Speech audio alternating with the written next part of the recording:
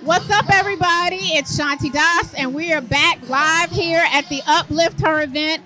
I want to shout out the African American Male Wellness Agency. I want to shout out Johnson and Johnson, and of course, My Health Can't Wait. And I'm just so excited to be here. It's so live, like it's a lot of women here. Yes, it is. Everybody is in the place getting their screenings, and there's just so much good stuff going on. Again, my name is Shanti Das. You are listening to Lived Experiences with me. And this show is where we tell stories that matter to all of us. And today I'm joined by someone whose life changed because of one FaceTime with her niece. Because of this phone call, Dawn Turnage is here to tell you her story. And I can't wait for y'all to hear it. So welcome, Dawn. Thank you. Thanks for having me. I really appreciate it. Yeah, it's an honor to have you Thank here you. today. Thank you. Well, listen, we're going to jump right into it, right? Yes, let's get right into it. Okay, so my first question for you is, tell us about the FaceTime call from your niece and your sister that saved your life. Well, I tell you, it was a typical day, and I was at work.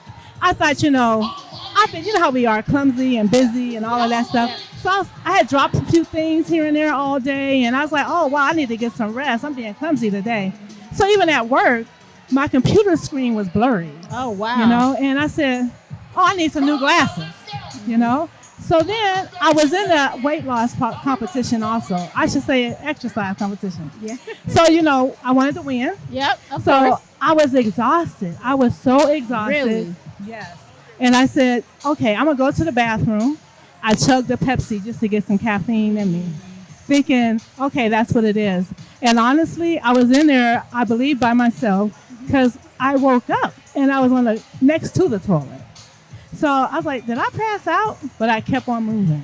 Well, that's what we scary. do. Yes. Kept on moving. I was like, okay, let me just shake this off. So while I was driving home from work, and speed up just a little bit, I'm driving home from work, and I'm at the red light, and I heard horns blowing and blowing. And so I was like, oh, my goodness. So I was like, I'm so tired. Why am I so tired? So I called a friend. Okay. And I said, can you talk to me while I'm driving home? Yeah. And she said, yeah. So she's Which like, was smart of you. yes. Oh, thank you. Thank Yeah. you. So I said, okay. So I get home, and I stay by myself, and I was on my back patio where I go all the time after work and this and that. And my phone rang. Okay. And it was my sister, and at that time, she just had the one daughter.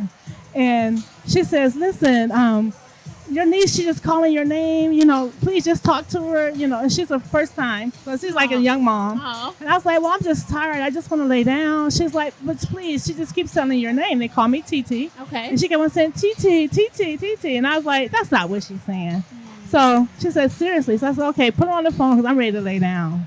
So she put her on the phone, and Naomi is her name, and my niece. And Naomi says, you're being mean. So I was like, I'm not being mean to you. And she was very articulate for a 2-year-old, So I said, no, I'm not. So she went and got her mom. She was crying. And then my sister came to the phone, and she was like, what is going on? What are you talking about? She's like, TT being mean.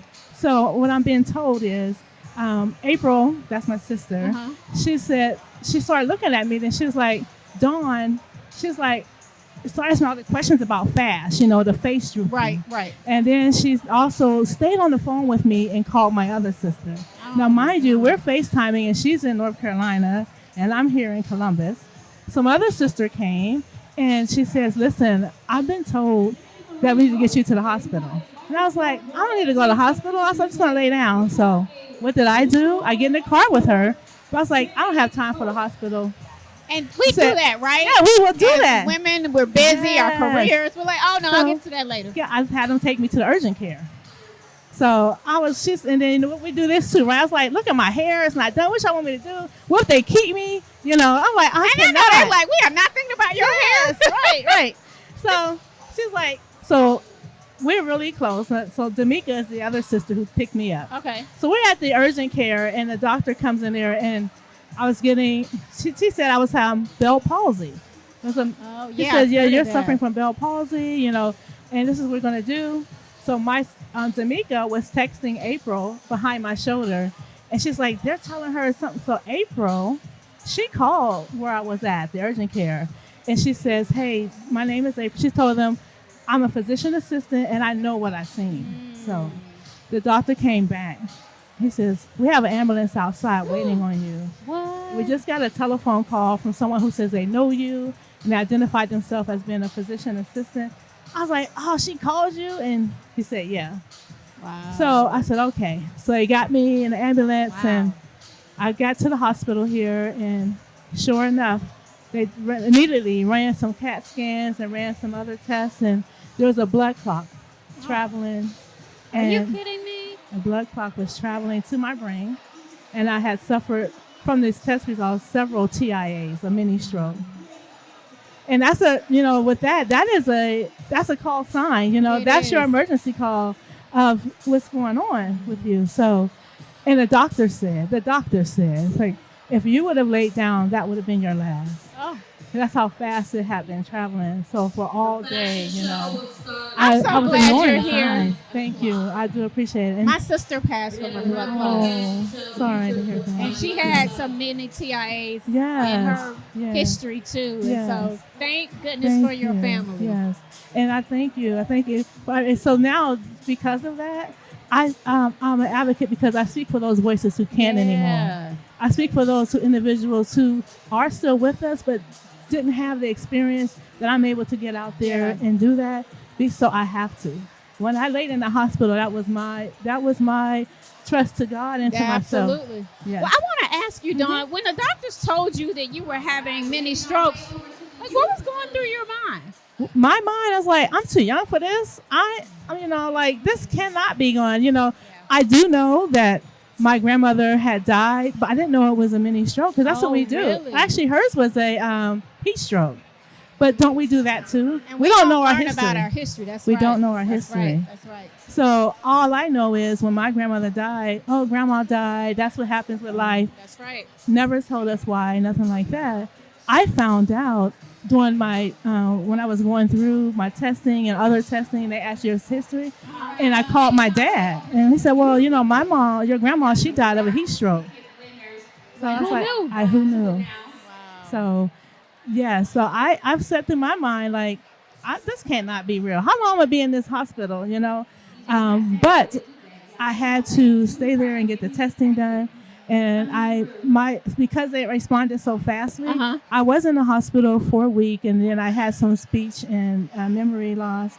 But Did you have to go to PT or anything? I did not. I did it Okay. on my own at home. Oh, okay. And my sisters, they were accountable for doing that. And then I had follow-ups. And so these are the same two sisters that, like, listen, you're going to do this, right? That's right. Right. So I did it at home. And then I've been, since that time, I have not stopped. My voice has to be the voice of reason for myself and for others. I love that to your point, you're persevering, you're advocating for yourself and taking care of yourself. And so that kind of leads me to my next question. Yeah. Like, what else has changed since your diagnosis, and how did it impact your life and the advocacy work that you do? Tell me about the work that you do with the American Heart Association. Yes. So the American Heart Association has allowed me the opportunity to be a real woman survivor. Oh, wow. So in 2023, they select, I want to say it's about 12 women across the United States.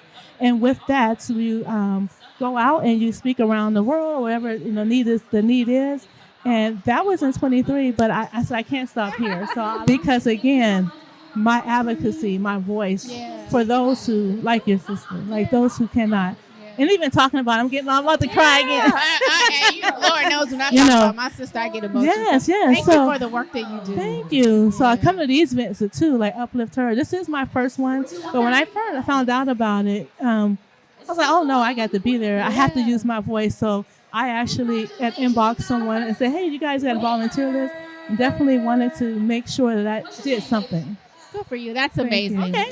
And so I want to ask you, what advice do you have for women who may be ignoring the signs in their bodies, or like women who are just told to kind of push through? Yes. So the ones I advise you, listen to your bodies. Okay. If you have anything that is going wrong, you have to be your own advocate. You have to make sure you have a buddy. Someone that you know that you can accountability Yeah, right. yeah. And then when you're going to the doctor, right? Make your appointments together. You know, if that's the opportunity, you go one day, go have someone going with you. And sometimes as girlfriends, I know we don't want people to feel pushy or judgy, but like you could just say, "Girl, I just had such and such done. Have you done yours?" Right? Yes, yeah, that's exactly right.